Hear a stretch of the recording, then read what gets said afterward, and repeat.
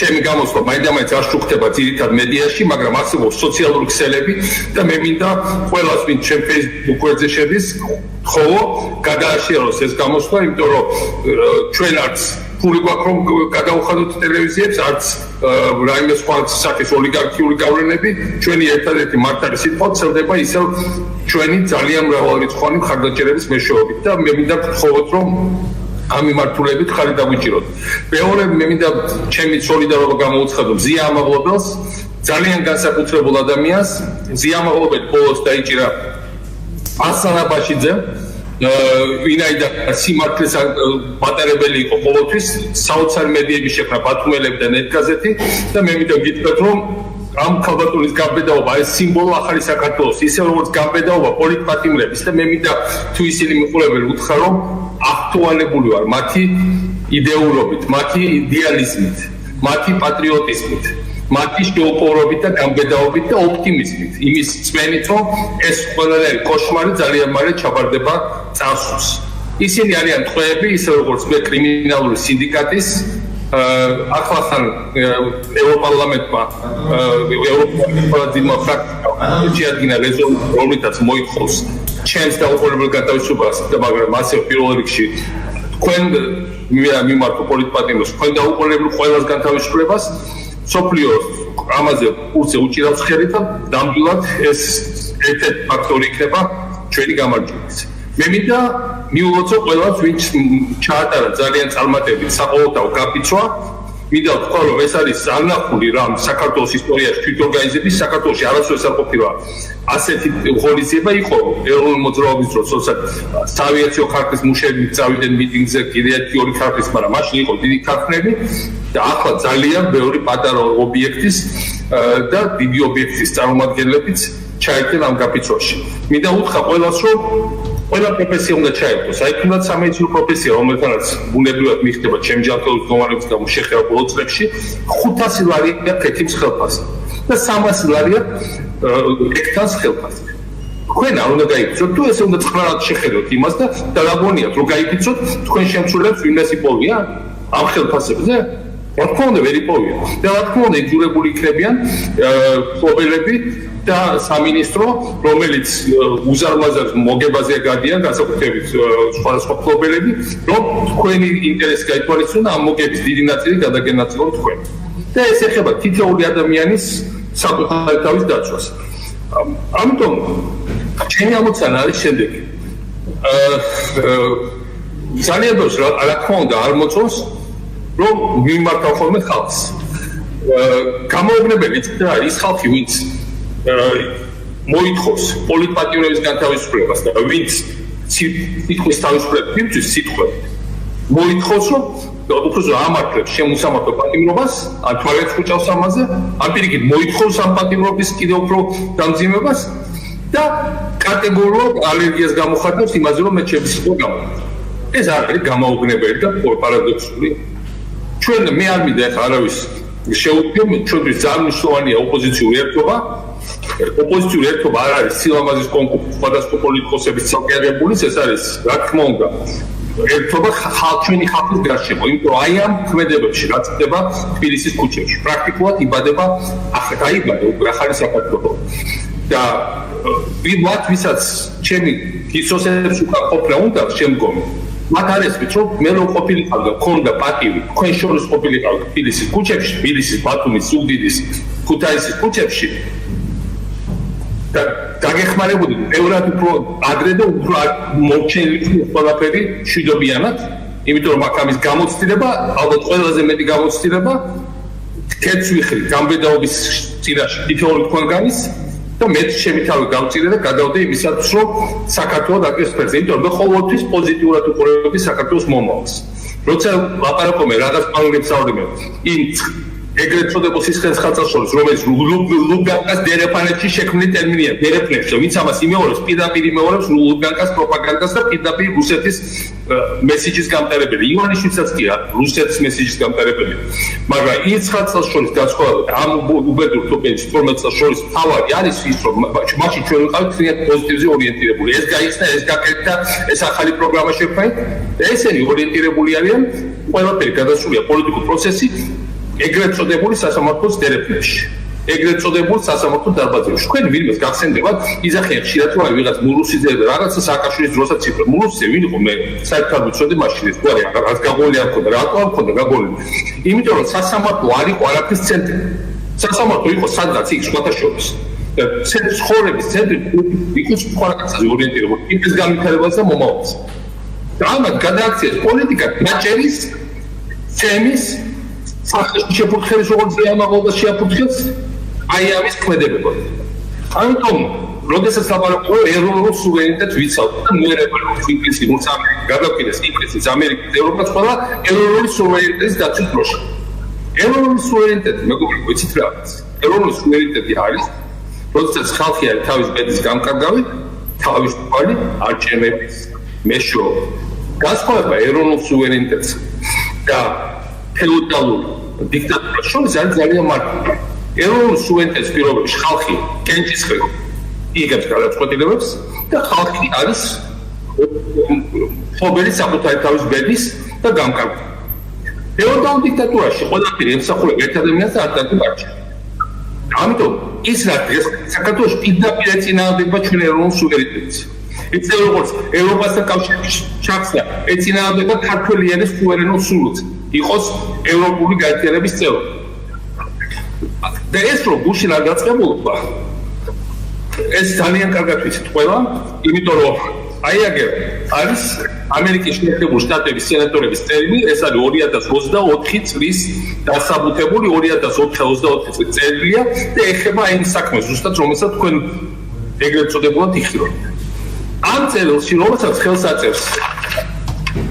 აწევს დღევანდელი ტრამპის სახელმწიფო პირის კანდიდატი მარკო რუბიო, დღევანდელი კონგრესის სენატის საგარეო კომიტეტის თავმჯდომარე რიჩი და ასევე სენატის საგარეო კომიტეტის თავმჯდომარის მოადგილე შახინი, ასე როგორც სენატორი მაკეინი, ნათლად არის ნათქვამი, რომ ეს თქვენი საქმე, რომელსაც თქვენ იხილავთ აქ, არის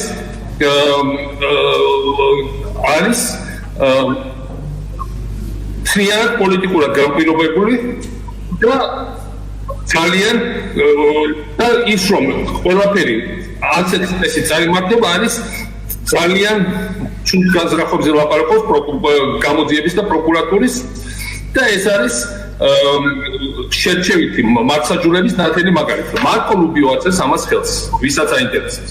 ასე რომ ძალიან მარტივი არის. დღეს ყველაფერი იცის. თქვენ გონიათ რომ თქვენ მე გამასამართლებთ და ის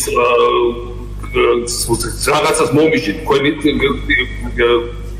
ეგრეთ წოდებულ სასამართლოდ და მე ამერიკასთან ხმარად ჩაურეგულო და ურთიერთობებს.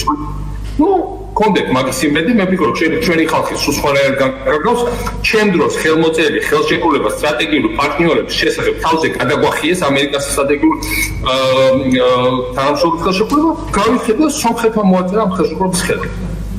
მე თავი მგონია რაღაც კოშმარულ სიზმარში. ასეთი რამ ვერ წარმოვიდგინა და ეს სომხეთის წარმატებაა, რა თქმა უნდა, მაგრამ ჩვენანაირად თქმა ძალიან მარტივია სომხეთში დემოკრატია, საქართველოში არის დიქტატურა. დემოკრატია სადაც არის, იქ არის შესაძლებლობა. იქ არის გახსნილობა. იქ არის ხალხის პერსპექტივა და მომავალი. იმიტომ რომ დემოკრატია ვალდებული ემუშაოს ხალხს. და აქ არის თეთრი კონვერტები დიქტატურა, არიან სამოქალაქო ეგრეთ წოდებული სამსახურის ის წარმომადგენლები, რომელიც თეთრ კონვერტებში ყოველთვიურად იღებს ოლიგარქისგან ვითომ ოლიგარქის ფულიდან სინამდვილეში ხალხის ჯიბიდან მოტანილ პულს და საერთოდ დაიმცირონ თავი ყველაფერზე წავიდნენ, ოღონდ ასიამოვნონ და ეს კონვერტები შეინარჩუნონ. ამიტომ რა თქმა უნდა ეს არის ქართულ ხალხისთვის დაუმცირებელი. მე მინდა გითხრათ რომ ეს ბრძოლა გადამწერ ეტაპზეა შესული და გამარჯვება არის ძალიან ახლოს. მე ვყავდა ერთი ძალიან მაგარი მეგობარი კახა ინთილიძე, კახა იყო ჩემი პრეზიდენტობის ჩემი დაცვის ოფიცერი, შემდეგ წავიდა ამერიკაში, მე რო წავედი ამერიკაში ისიც შემოყავდა წამოვიდა ამერიკაში, იქ ძალიან კარგად მოეწყო, ძალიან დიდი ფინანსური კორპორაციის ხელმძღვანელი თანაშემწე იყო. რამდენიმე მანქანა ყავდა, მაგალითად ჩვენ რა იყო მოწყობილი ნიუ-იორკში კარგი ხელფასი ჰქონდა. იქვე დაამთავრა ოფიცერთა კურსები, ახლა დამატებით და გადაწყვიტა უკრაინაში ჩასულიყო და დახმარებოდა უკრაინელებს ჯარისკაცებით მომზადებაში. იქ გულობა ვერ მოუთმინა, წავიდა წინასწარზე, ზაპოროჟიეს ოლქში და ბრძოლის ყველაზე დაიღუპა. კახა იყო ერთ-ერთი ყველაზე ნათელი აეთ შეერთებული გადაღებულებით, ერთ-ერთი ყველაზე ამერიკაში ერთ-ერთი ვიზიტის დროს, ერთ-ერთი ყველაზე ნათელი, ერთ-ერთი ყველაზე გონებგაცნი, ერთ-ერთი ყველაზე გაბედული პატრიოტი ადამიანი, რომელიც მე როდესმე ის იყო ძალიან კარგად მოწყობილი ამერიკაში. ხოცის ტიპი ამას ვერასდროს ვუყურებს. კაცო, კარგად იყო მოწყობილი ტიპი, რა უნდა და ეკაჩებოდა სად მიდიოდა უკრაინაში. იკაჩებოდა საქართველოს ბედი. და იცოდა რომ საქართველოს საკითხები იქ წდება. და გაიბარა კიდევაც რომ თუ დავიღუპები ჩემი ფერფლი მიმოაბნიეთ დამწვით და ფერფლი მიმოაბნიეთ თუშეთში, საიდანაც იყო წარმომავლობით. და კახას დედამ მომწერა ფეისბუქზე. აი ამ პირობებში თუცა შვილი ჯერ არ ჩამოვცვენებიათ. ხვალ მისი ზეგარი მისი გასვენება. ბატონო პრეზიდენტო, მარიამ თილიძე წერს. როგორ ფიქრობთ, ეხლა მე შემიძლია კახას დედას რაიმე კომენტარი დავწერო, მაგრამ თქვენი თხოვებას ჭკვიდან გადაგყავთ. მიშაზე რო ფიქრობ, წლევა მიწევსო. თხოვთ გაუძელეთ. არ გაბედოთ განებება. და მე მინდა თქვა, დავყიდე კახას. მე მინდა დავყიდე გმირ დედას მარიამ თილიძეს. შემთხვევით არ გაზრდილა ასეთი ადამიანი. ასეთი დედის პირობებში, აი დედა რო ასე რაღაცას მოიწერება ამ პირობებში.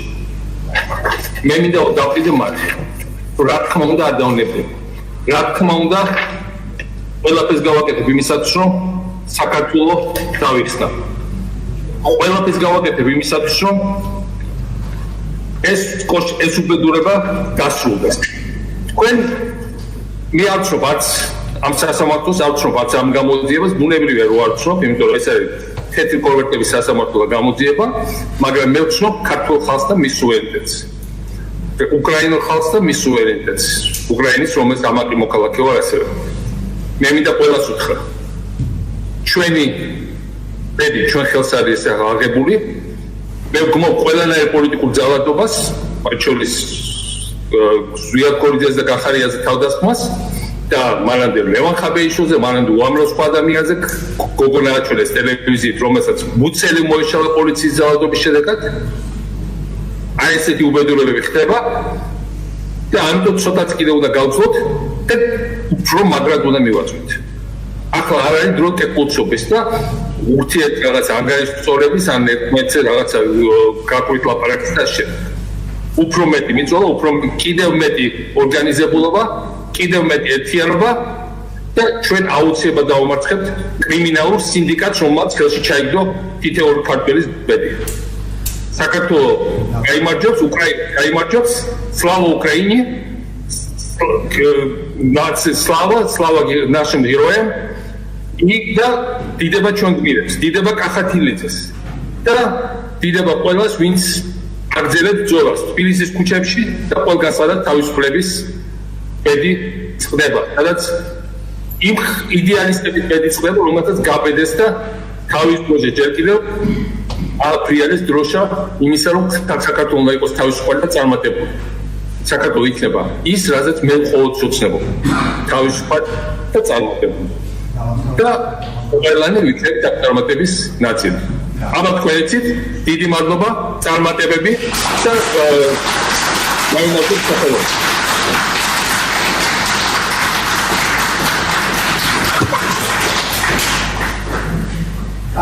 მაშინ ჩვენ უნდა გავახსენოთ პროცესი, ვისაც მინდათ გასვლა შეიძლება გავწამდეთ.